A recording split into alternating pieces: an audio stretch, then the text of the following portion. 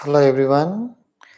I'm sorry for a small technical kind of issue, sudden change of the plug, and I had to lose our previous connection.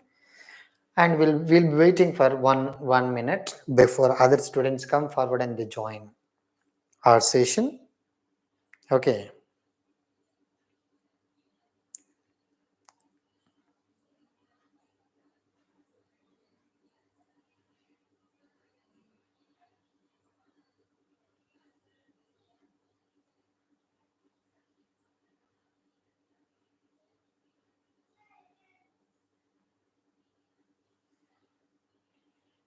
Yeah, students have started becoming a part of our class. Yeah. Yeah. Sorry guys, because of a technical issue, I had to close our previous concept because we are going to talk about a very interesting, important topic as a part of our this comedy, modern period and comedies. Because I'm going to talk about 3 to 4 important types of comedies that became so popular during the modern period and the post-modern period. That's what I could not talk about them yesterday. Okay, yes. Now we have the strength. Let us have a small kind of discussion. Yeah, good evening. Good evening, everybody. Welcome back to Venkana English Guru. Yes. Friends, let me ask a few questions. Aristophanes, the popular classical dramatist, popularized dash comedy. Apart from, apart from uh, not apart from Aristophanes popularized dash type of comedy. Yes, can somebody title that? Satiric comedy. Wonderful, Aruna madam. Wonderful. Yes. Plautus and Terence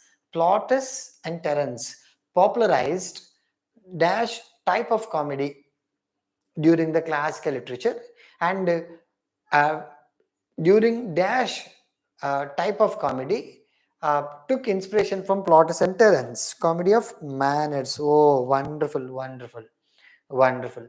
The Way of the World, The Country Wife are examples for. The Way of the World, The Country Wife are examples for. Come on, come on. The Way of the World, The Country Wife are examples for. Yes, The Way of the World, The Country Wife are examples for. Yes, who is going to answer? Comedy of Manners. Wonderful, wonderful. The Wolfone and the Alchemist were written by. The Wolfone and Alchemist were written by. The Wolfone and the Alchemist were written by. Yes, answer. The Wolfone and Alchemist were written by Ben Jonson. Wonderful, wonderful. Yes, Ben Jonson. The Wolfone and Alchemist are composed by Ben Jonson, are examples for dash type of comedy. Dash type of comedy. Yes, I need response. Wolfone and Alchemist are composed by Ben Jonson that come under dash type of comedy. Yes, immediate response from you guys. Who will answer this? Satiric comedy. Wonderful, Srinivas. Wonderful. Yes, remember. Next, you see repartee and the concept of sex, the concept of illicit relationships, intrigue relationships, etc., become an important part of dash comedy. Dash comedy, the concept of repartee, illicit relationships, all these aspects become a part of dash comedy. Comedy of manners. Wonderful, Arna madam. Wonderful, yes. The following deals with a love affair between the protagonists, and the course of true love is not accepted by the parents, and the two run away from the family, and that comedy ends with a feast or a festival or a wedding or marriage. This type of comedy refers to romantic comedy. Yes, wonderful, wonderful. Yes, like friends, we had a lot of discussion. Who coined the word and sentimental comedy in English literature? Who popularized the concept of sentimental comedy in literature, in English literature mainly? Can you name who popularized the concept of sentimental comedy? Yes, Can someone answer this? Richard Steele, wonderful Sai Baba, wonderful, wonderful answer that you gave. Yes. Next to the Vicar of Wakefield, the good-natured man, she stoops to conquer. Okay, and the rivals, etc., become an important part of dash type of comedy. Yes, who will say the Vicar of Wakefield, the good-natured man, and the popular plays composed by Oliver Goldsmith, and become a part of dash type of comedy. And simply I can say Oliver Goldsmith popularized dash type of comedy. No, not sentimental. No. And it is anti-sentimental comedy that is popularized by Oliver Goldsmith. Okay. Belly laughter, hearty laughter refers to. Belly laughter, hearty laughter refers to. Yes, answer. Belly laughter, hearty laughter refers to. Farts. Wonderful, Srinivas. Wonderful, Sai Baba. Yes. Enough, my friends. And we are going to talk about today very important concepts called comedy of menace. Very, very important. Comedy of menace, theater of absurd, existential comedy, surrealistic type of comedy, nihilism, like a few concepts that we are going to talk about. Next, I will also, this is going to be our last foundational kind of class for Unit 2.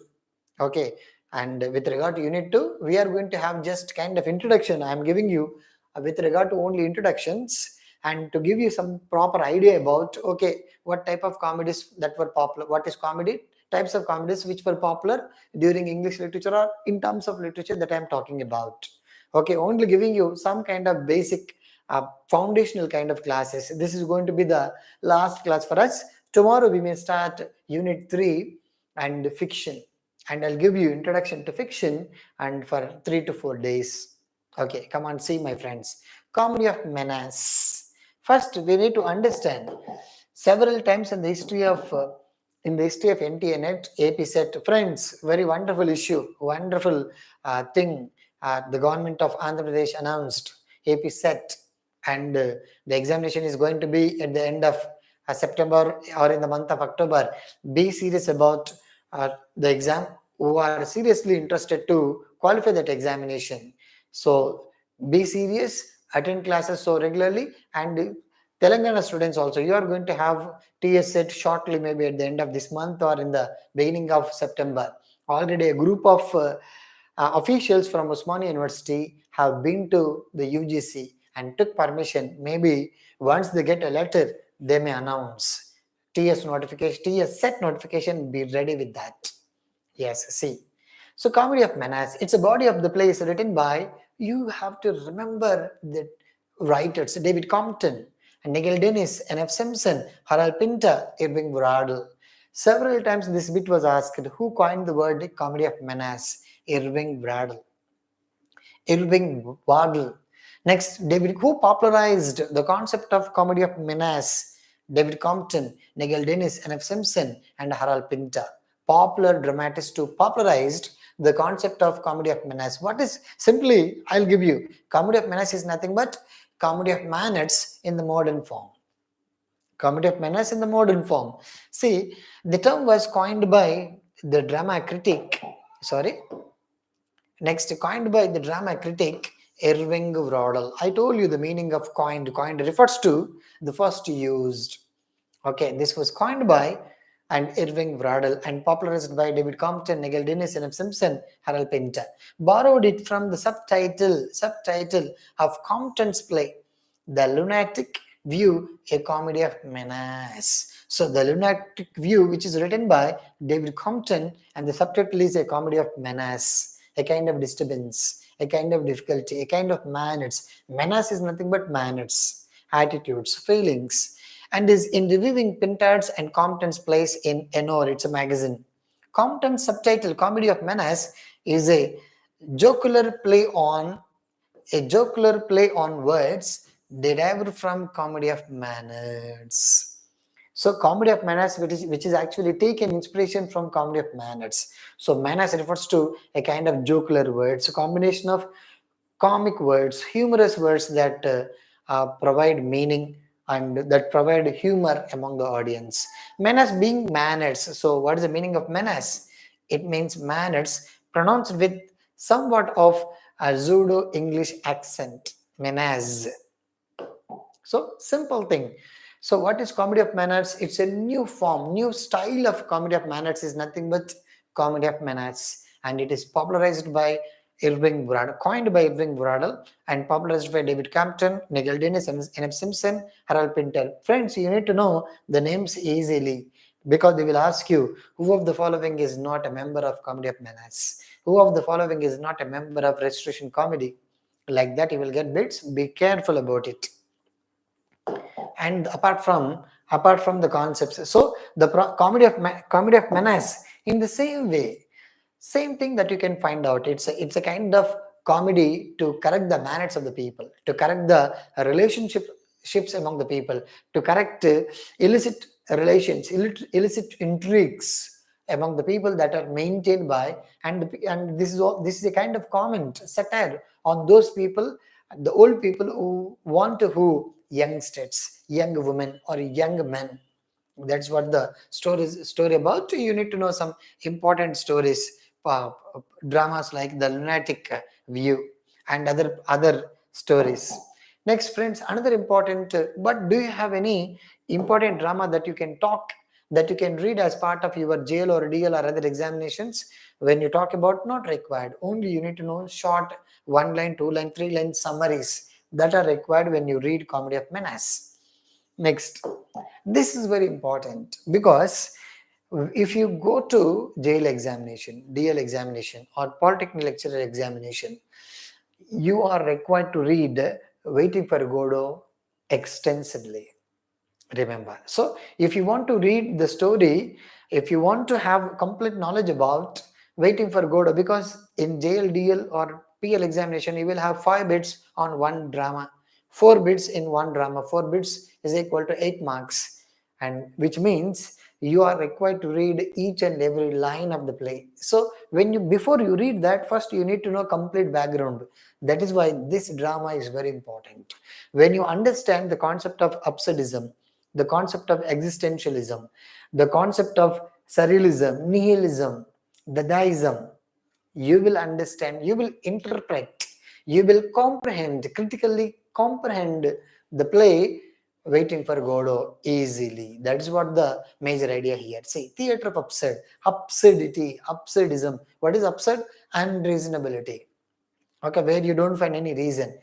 I used to, for example, during my school days, there is a popular, very young, maybe below 10 years, below 8 years, where I happened to watch movies of one of the popular Tollywood heroes of the time of 60s or of 80s, and he is none other than superstar Krishna and the father of Mahesh Babu.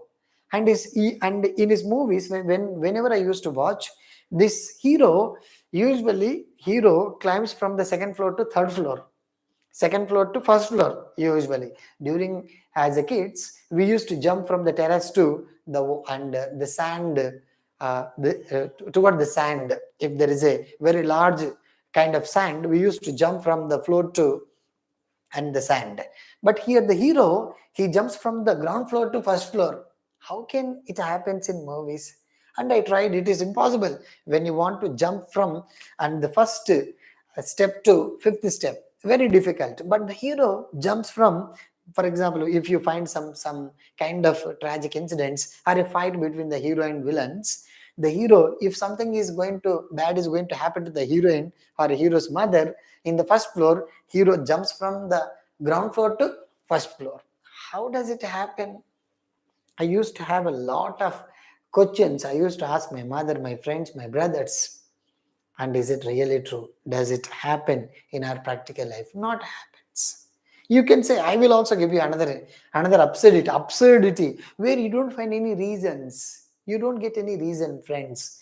That kind of concepts, ideas. For example, you might have watched a popular movie, a popular movies produced by the popular director, the Pan India director in India from Tollywood, Rajamouli, S.S. Rajamouli. And you can see, you might have watched. I'll tell you one small incident. from the play, from the movie Magadira. And the hero comes to the heroine and asks and says, and Hindu or Bindu, that lady, and do you remember we were lovers 4,400 years ago? And he says, and he asks the heroine to recollect the issue. See, this is a kind of absurdity in the movie. How can someone remember, okay, remember something and that is over 400 years ago? And the hero asks, do you remember, Hindu, do you remember we were the lovers 400 years ago? How can? We read something yesterday, we are not able to recollect today. How can you remember something happened 400 years ago, again you are born?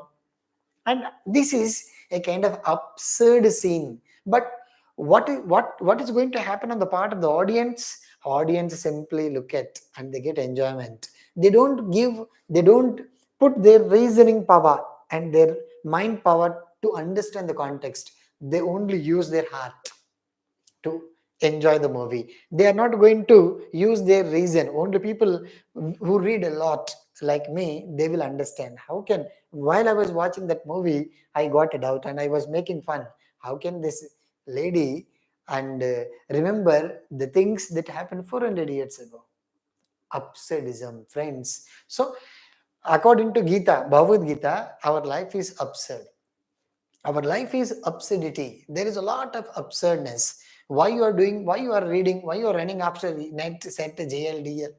This is also, if you think deeper, it becomes so. And what I'm trying to say, this is a kind of philosophy which becomes a part of our drama. So in a broad umbrella term, the broader term is a kind of philosophy, and it is impossible to understand philosophy in an ordinary way. This includes the concept, the philosophy of absurdity, philosophy of existentialism, philosophy of surrealism, plenty of philosophies. See, theater of absurd. It's a post-World War II designation for a particular place of absurdist fiction written by a number of primarily European playwrights in the 1950s. So this type of comedy, this type of drama was popular after 1950s. It is also a term for the style of the theater the place represents. It's a style. It's one of the styles. Sometimes it's one vague term of comedy. Next, the plays focus largely on the ideas of existentialism. Existentialism. Today, you see most of the people, I'll give you one practical example to understand the concept of existentialism. Today, most of the human beings, they are not able to take care of their parents, their well-wishers, their brothers, their sisters, and their parents, father and mother, but they take a dog, they look after it, they take the dog to have pee and to loo or something else, and they remove if the dog and produces, and they are also ready to remove that, but they are not ready to look after their parents. The concept of existentialism, existence first. If you're not able to recognize someone who gives birth to you as human beings, how can you give priority to animals or birds? That's what the question. First, you need to give primary focus in your life. Who are you in this world? You are just a human being. Are you exactly leading your life as a human being? If yes, that is what existential philosophy. Next, and we'll talk a lot in course of time, express what happens when human existence lacks meaning. Yes, it always talks about you need to have meaning to your life. If you don't have meaning, for example, it is impossible, but we need to try. Do you have meaning in your personal life, meaning in your official life, meaning in your social life, meaning in different fields of life? Do you have particular meaning with your friends, with your family, with your well-wishers, with your colleagues? That's what you should always look for, the meaning. That is what existentialism. As a human being, do you have meaning in this world? So human existence lacks meaning. So it believes that in 20th century, due to World War II, due to World War I, people became and gave priority for economy, gave priority for and money and outward worldly things, not They have a lot of sterility among the people. People, they don't have spiritual sterility, and they don't have emotions, emotional sterility. They don't have social responsibility, social sterility. So you can find wherever you go, people are uncertain. They don't provide any consent towards you if you die on the road. These types of incidents happened during after World War One, World War Two, and dramatists like and Samuel Beckett, Harold Pinter, Eugene Ionesco, and Jean Genet, Jim Joyce, they thought, how can we correct this? Because there is a lot of sterility among the people. There are no good human relations. There are no good emotions. There are no good spiritual emotions among the people. How are we going to correct this? They produced a new philosophy, that is existentialism, absurdism in this world. Okay, that's what. So human existence lacks meaning. That's what we need to have meaning when you leave this world. Yes or no? You think everybody should have meaning when you leave this world? You can see, and there are many popular people, only we remember them, but the rest we don't, because some people we remember because they have name, they have meaning for their life. So that's what this philosophy, through different characters, it suggests that have meaning in your life, have meaning in your life. Next, or purpose. You should have meaning in your life. You should have purpose in this world. Okay. Next, the structure of the place is typically a round shape, and with the finishing point the same as the starting point. So finishing point is going to be the starting point. Okay, nothing happens, nobody comes, nobody goes, everything becomes awful. We expect something, we usually expect that somebody is going to come and help us. No, it is you who need to start something, and who has to do something for the for your own sake. That is what this philosophy talks about. So wherever you start, and there only you end your life. This is what all religions say, whether it is Bible or Quran or Bhagavad Gita, they say that. That is what this philosophy is all about. Logical construction and argument give way to irrational, illogical speech, and to ultimate conclusion, silence.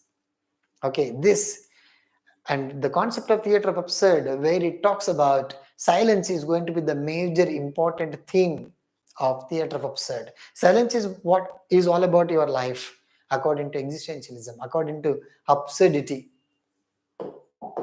Next, friends, nothing happens, nobody comes, nobody goes. See, this is one of the major important principles. Several times in the history of NTA, net examination, UGC, net AP set, they will give this statement: nothing happens, nobody comes, nobody goes. The above sentence is related to dash comedy, dash philosophy, dash theory, dash ism, absurdism, existentialism, theater of absurd, or waiting for Godot, or some other place.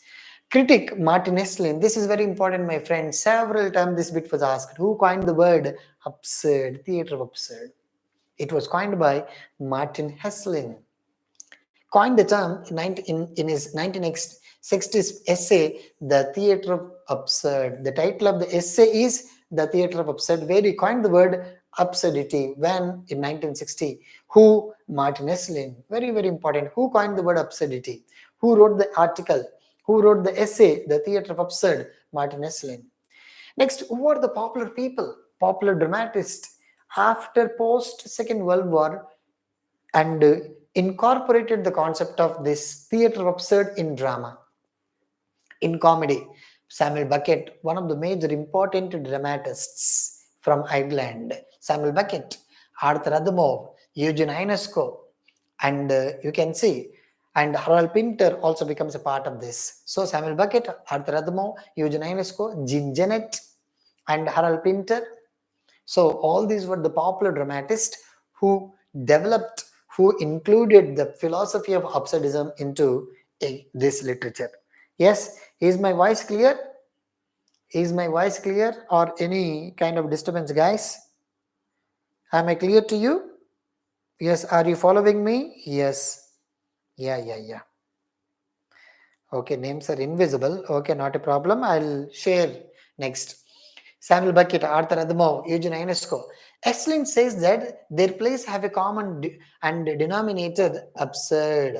So, which means here he says that theatre of absurd, which include the concept of absurdity, it is that which has not purpose, which means the plays do not indicate the concept of meaning, the concept of purpose. Because our life, if you are born as a human being, you should have some purpose in this world. You are listening to me because you have a purpose. I am teaching you something, I have a purpose. If you don't have anything, if I don't have any purpose, if you don't have any purpose, this discussion is not going to be for a long time. That is what. So with regard to 1 hour, we are thinking about the purpose and meaning. What about our life? That is what it talks about. Every human being, in everybody's life, you should have identity. Who are you? And what is the meaning for you? What is your purpose in this world? You are born in this world, and God gave you birth. And what is your duty in this world? Have you fulfilled that? And it indirectly directs the people to have a purpose, to have a meaning in the world during this day. That is what you can see. People, they are not able to identify the meaning. They don't identify the purpose of their life. Simply because of some troubles, some difficulties, they commit suicide and they end their life. This is opposite to them. This is a kind of threat to them. So this says that your life will have a lot of disturbances, difficulties, sorrows, pains. Life is full of all that.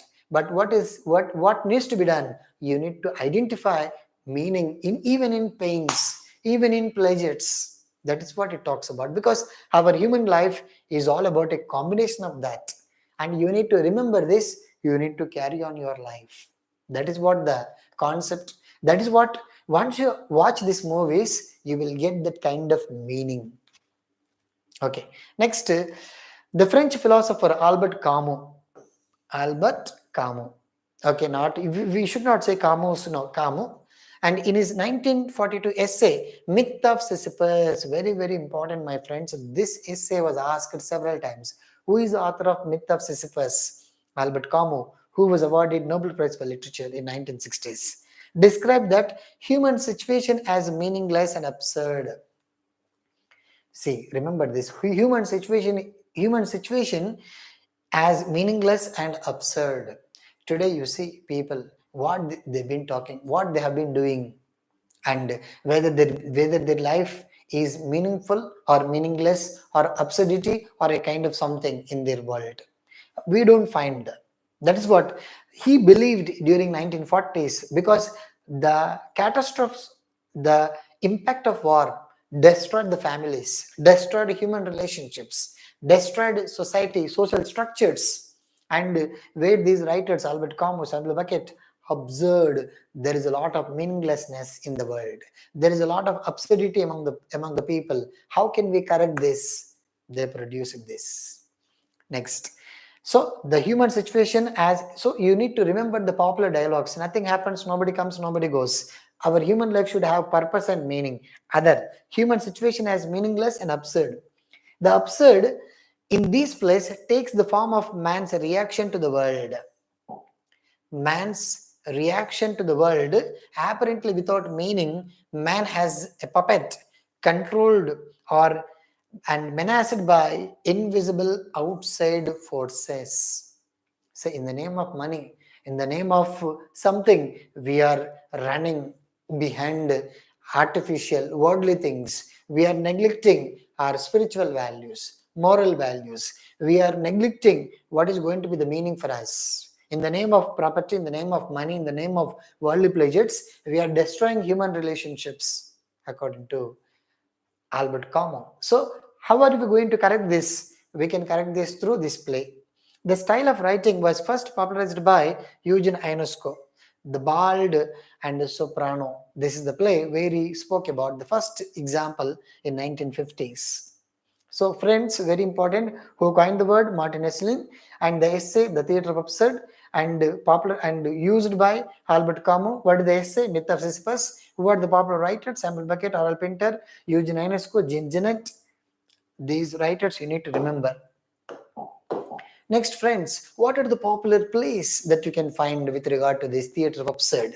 Eugene Ionesco's The Bald and Soprano, the popular play. Samuel Beckett's Waiting for Godot, very, very important. Waiting for Godot, we wait. Yes, KCR is going to announce a uh, popular notification. We are going to get a job. When? It's just like waiting for Godot, waiting for something, and you waste your time of not enjoying what you have in your hand. We think of Modi is going to announce more than 10 lakh jobs in this academic year, and we will get a job. Already you have a job in your hand, and you are doing something, but do you find meaning in that? If you, and this is what directs you to have meaning in your hand. People look for something else. People look for a better thing, and they don't give priority to something that they have in their hand, and they don't find out meaning about the things that they have in their hand. That this indirectly makes a direction for that. So waiting for Godot, waiting for Godot, waiting for a better life, waiting for a better house, waiting for a better job, waiting for a better qualification, waiting for a better friend, waiting for a better partner. Is it possible for you to have the best things in our life? No, Godot is nothing but nobody is going to come forward. Nobody is going to, it is you. You need to create the world that you have, that is there in your hand, into better, into best. That is what looking for meaning, looking for purpose. Your life is waste. You feel like your life is shattered, destroyed. So what? And are you not, don't you have patience to correct, to have meaning to the life that you have at your in your hands, according to this theater of absurd? That is what waiting for Godot. What is that? Waiting for Godot is nothing but waiting for something better. No, first wait for something that you have in your hands. That is what it talks about. Next, this Waiting for Godot first public performed on Jan 5th, 1953 at the theater and Babylon in Paris. See, this is one important characteristics of Irish drama is Oscar Wilde and Samuel Beckett, mainly these two important dramatists. First, these are Irish writers. Their mother tongue is Irish. They compose their plays in and English, and they also write their plays in French. First, they perform only in French. If it becomes successful, then they perform in English, later in Irish. So this is also very important. Who of the following dramatists first perform their plays in French, later in English? Identify. Repeated net bits, my friends. Samuel Beckett's Waiting for Godot, and Salome, written by Oscar Wilde. First he published in French language in Paris, later in English, later in Irish. Remember this too. And in 1957, Janet's The Balcony, Harold Pinter's The Room, Happy Days, and Edward Albee's Who is Afraid of Virginia Woolf, another important text play. Harold Pinter's The Homecoming, Tom Stoppard's a popular writer, dramatist. Rosencrantz and Guildenstern are dead. Very, very, very, very important to drama this is. Rosencrantz and Guildenstern, these are the two important characters in the play Hamlet. They are used by the popular dramatist called Tom Stoppard in 20th century, in the late 20th century. The best important plays, my friends, which are examples for theater of absurd.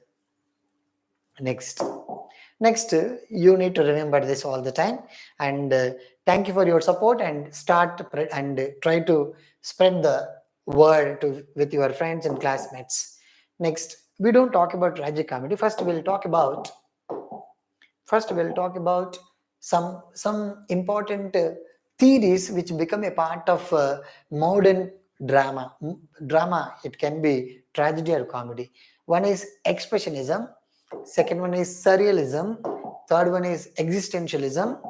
Okay, and I did not include, I think so. So first we'll begin with I'll give you some more inputs with regard to existentialism. Existentialism, it refers to a term applied to the works of certain late 19th and 20th century European philosophers. Friends, as I'm talking about, one of the major important subjects in the world is philosophy. All other Without philosophy, there is no medicine, there is no engineering, there is no mathematics, there is no language, there is no English or anything else. So the best knowledge in the world, once you read, once you observe, the most critical subject in the world, if you are a voracious reader of literature, you will recognize that it is philosophy. Remember that. So all the theories that we are talking about are philosophical thoughts. Sometimes you don't find any reason, any idea behind that. So existentialism, it's a kind of philosophy during 19th and 20th century European dramatists, European philosophers exhibited. It believes that philosophical thinking begins with the human subject, not merely the thinking subject, but the acting, feeling, or living human individual. So, what is the existentialism? Next, thinking begins with the human subject. So, if there is no human being, do you find thinking? Do you find feeling? No. So that's what it talks about. Without human being is very important to have thoughts. Next, what is a root cause? What first you need to remember, what is your purpose of this world? Purpose of this life. Purpose of this life in the world. So once you want to and you go to the once you look into the world, you think you get some ideas, some abstract ideas. Then you go in deeper into the sky and you think about all these relations, all these incidents, all the kind of troubles in the world. All of them appear as if they are very tiny things. That's what this philosophy. So this philosophy, which believes that give priority for human being. Today, you need to give priority. This philosophy indirectly suggests that give importance to human being, not to his status, not to his caste and creed. Give importance to his age. Give importance to and the human being itself, and give importance to the identity. Okay, who is he? Father. Who is he? Who is she? Mother. That's what it talks about. While the predominant value of existential thought is commonly acknowledged to be freedom, its primarily virtue is authenticity. So, to be free, not to have any other tax. Okay, people have a lot of tax and they don't find a meaning to their life. So, you need to remove everything and you need to be as a human being in the world. Next, in the view of existential, the individual's starting point is the existential attitude. What is this? Or a sense of disorientation or a confusion or dread in the face of an apparently meaningless or absurd world. So you need to have, because it believes that there are no meaning, and people, they don't give priority for meaning. They don't look for the emotions of the people.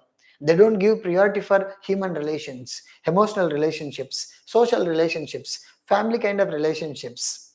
And entire world is meaningless according to this, because of the changes that are happening in the world. Because this came into in the world in 19th and 20th century after the first or second science and technology industrial revolution. So how industrialization destroyed human relations, you see today. So this is all about the loss of human values, human relationships, social values, cultural values in the society. And who talks about this? Soren Kierkegaard, very, very important writer. Soren Kierkegaard, philosopher. Soren Kierkegaard is the first existential philosopher who proposed that each individual, not society or religion, is solely responsible for giving meaning to life and living it passionately and sincerely or authentically. What is existentialism? According to main important philosopher Soren Kierkegaard. Okay, Soren Kierkegaard, Albert Camus, Samuel Beckett, Jean Genet. You find plenty of writers here, and Jean-Paul Sartre, and second Simone de Beauvoir. All these are Simone de Beauvoir. Why does she talk about second wave feminism? Because she asks for meaning to her life. As a woman, she expected a kind of meaning to her life. Hence, she spoke about second wave feminism in her book Second Sex. So what is existentialism? See, each individual, not society, not religion, each individual is solely responsible for giving meaning to your life. You are the creator of your own destiny, simply. You are the creator to have meaning to your life. Somebody is not going to produce meaning to your life. It is you. You need to create meaning. Yes, I can say proudly, I created meaning to my life by guiding some students. Yes, and my parents, and they had meaning to their life because they produced and one intellectual to the society. Because I felt I did a number of jobs in the world in Hyderabad after my BSc computers, but I came to know that teaching is going to create my life because I started my teaching at a very young age during class 10. Then I started doing some kind of software kind of jobs after my graduation. After a couple of months, I thought, and I did not get meaning. I was in tension in the process of working because previously I worked from class 10 to in degree as a trainer at Dilshuk Nagar and in different schools and coaching centers or different places. Then I resigned to that job and came to teaching. Did B.Ed and M.Ed because it is you who has to understand, who has to create purpose to your life. That is what existentialism. If you are not, you are useless in this world. And you need to, and who is going to tell that you have purpose, you have meaning? It is you. This is what the theory of absurdism, the theory of existentialism. See, each individual is solely responsible for giving meaning. Do you think that I'm going to write your net examination? No, you need to write your net examination. You need to create your own history. You need to create your own purpose in the modern world, the modern, outdated, industrial world where you don't find meaning in many of the people. That is what it talks about. It is philosophical, not possible to understand easily, my friends. Not possible to understand unless you have very good kind of foundation. Next, existentialism became popular in the years following World War II. So this became sorry. Next, this became popular. So this became popular after World War II, strongly influenced many disciplines. It influenced many disciplines like philosophy, including theology, study of new knowledge, drama, art, literature, psychology. So the concept of existentialism and became a part of different theories. And we are talking about, see, my friends, it is very difficult to understand the literature that is composed after World War, after, during the most complex part of literature is modern and postmodern. If you thorough with that, you will qualify net easily. You will get any job that you like. Reading before modern Victorian period is one thing. Reading modern period and postmodern period is one thing. Because see the concept of, so you need to look from different perspective. You need to look at existentialism from theology point of view, from drama point of view, from art point of view, from literature point of view, from psychology point of view, because there are multi directions to look at the text. But before Victorian period, you need to have only one point of view. You need to look at only one perspective, but here multi-dimensional. So background. In fact, existentialism is originated with Soren Kierkegaard. Remember, the first person who coined prominent existential philosophers to adapt the term as a self-description. Jean-Paul Sartre, another important existentialist. Sartre possessed the idea that existence precedes essence. Very, very popular dialogue this is. Next, Sartre himself in a lecture delivered in 1945 described existentialism as the attempt to draw all the consequences from a position of consistent atheism. You will first, most of the people they think, why do I have all these problems?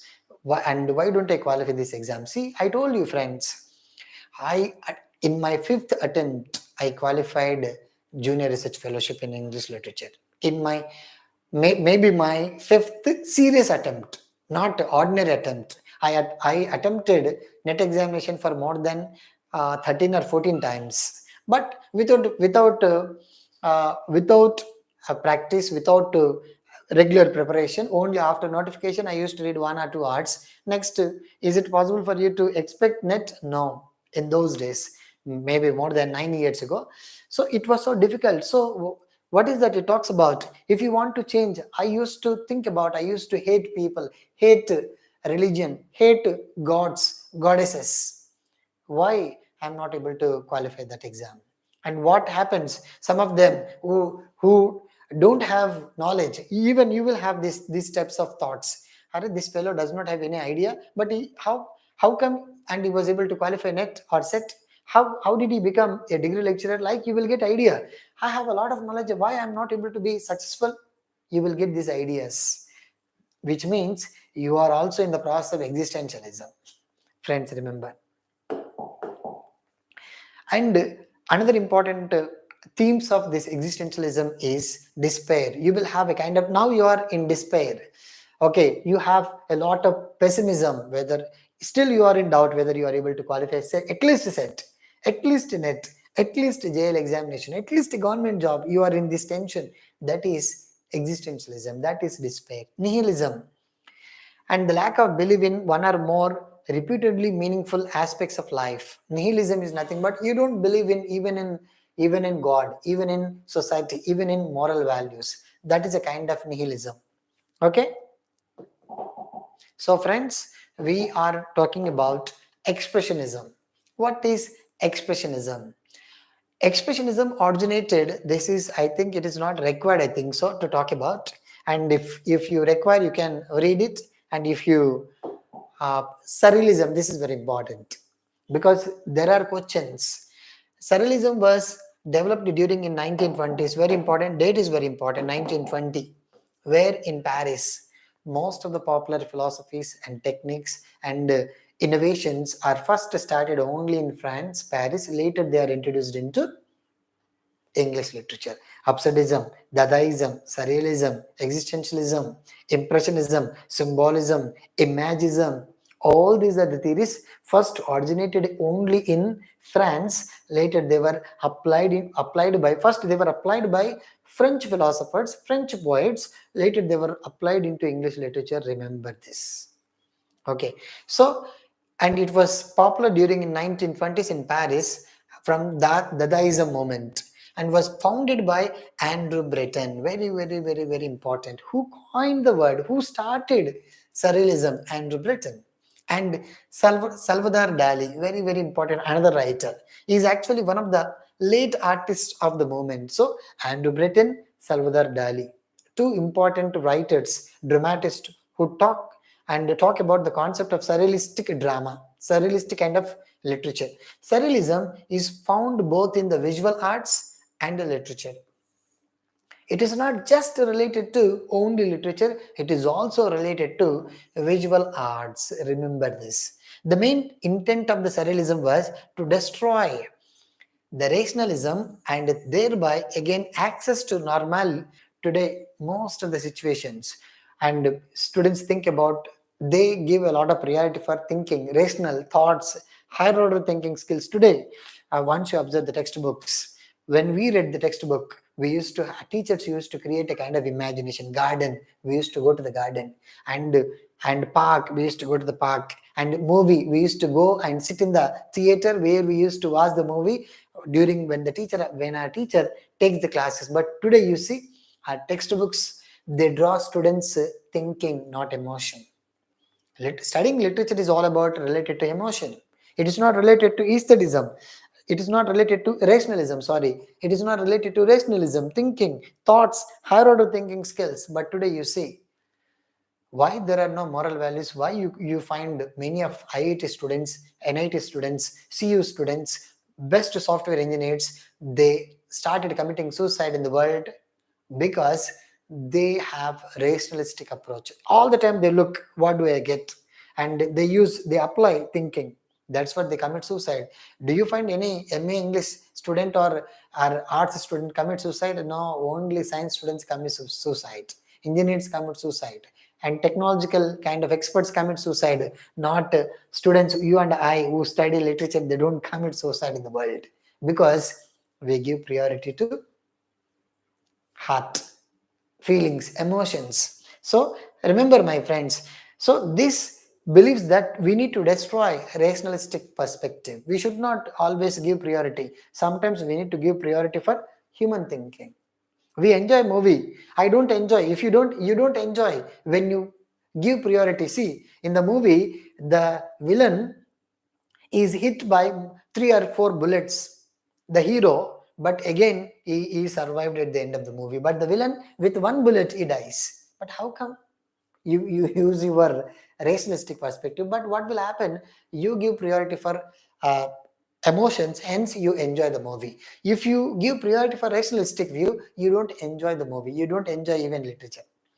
The forms used by the artist express this way extremely. It is harder to define a certain style. So, two important writers, Andrew Britton and Salvador Dali, this is what is the major idea: to destroy rationalism and thereby gain access to normality. That's it. Next, I think we discussed this. Now we will talk about one that is last kind of topic, that is tragic comedy. I'll talk about this and we'll wind up the concept with regard to drama. So tragic comedy, friends. So far we discussed tragedy types, comedy types, and we are talking about what is tragic comedy. Next, you may read The Tempest or The 12th Night for your jail or deal examination, for example. At the time, this may be useful. And we need to also know, because till classical literature, there were only two, tragedy and comedy. Only during Elizabethan period, this became popular. And this is also called romance, a type of Elizabethan and Jacobean drama, tragicomedy, which intermingled both the standard characters. It's actually a combination of both tragedy and comedy, both standards of characters and subject matter, which means it includes tragic incidents and comic incidents, high level characters, low level characters, and standard platforms of tragedy and comedy. Two important parts become a part of this tragic comedy. It includes both people of high degree and low degree. And according to the reigning critical theory, only upper class characters were proportionate to tragedy, and only while members of the middle class and lower class were popular in tragedy and comedy. Next, tragic comedy represented a serious action. Yes, how is this story? How is this drama? First, you can find a serious action at the beginning, and it threatens a tragic disaster to the protagonist. Yet, an abrupt reversal of the circumstances turned out the story happily. This is what the story.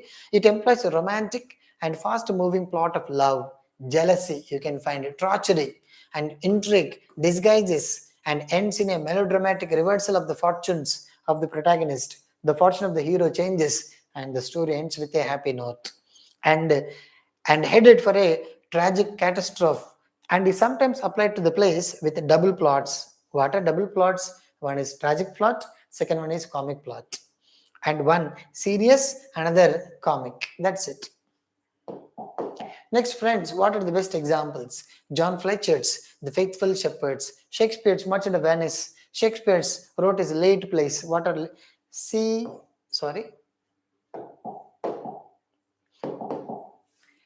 CT, PC, WT8. I have a code to remember the tragic comedies composed by Shakespeare. CT, PC, WT8.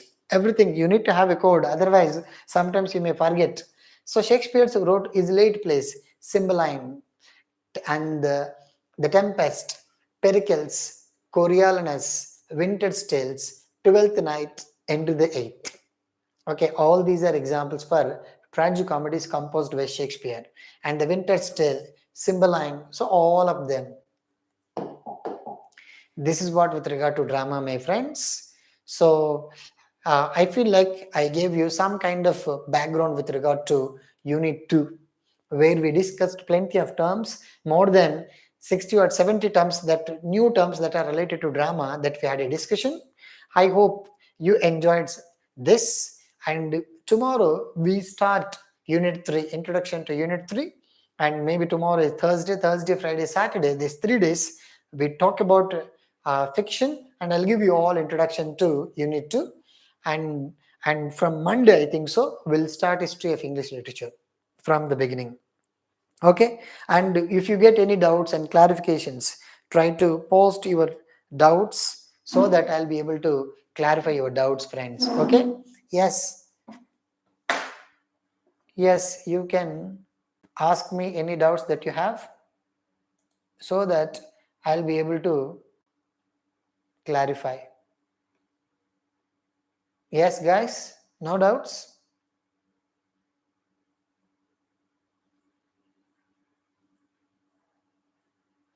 Yeah.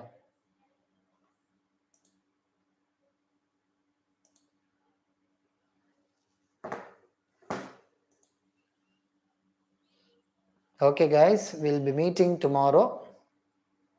We'll meet tomorrow.